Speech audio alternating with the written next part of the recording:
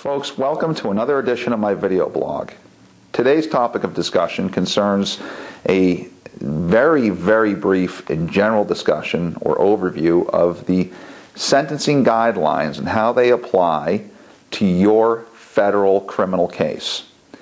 Now, when you've been charged with a federal crime, oftentimes the federal government has decided to take that case because they think they can prove it very easily.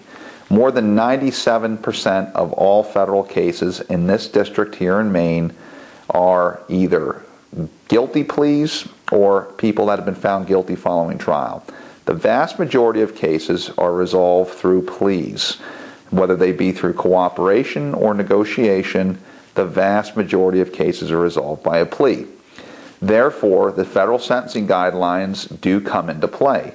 Now, there has been recent case law over the past few years that say that the sentencing guidelines are just that.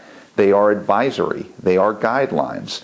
They are not mandates. However, the court must take the sentencing guidelines into consideration when determining an appropriate sentence in your case.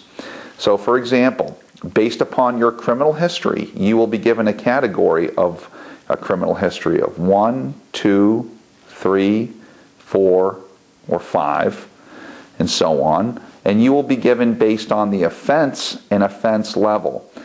What happens then is when you check the chart and you have your offense level, perhaps you're an offense level of 22 based on X amount of kilograms of marijuana, and you have a criminal history category of 3. Perhaps when those two intersect, you may have a sentencing guideline of 120 months to 150 months. And the judge would be then free to sentence you anywhere within that 120 to 150 month range. There are reasons to go outside of the guidelines and depart downwards or upwards.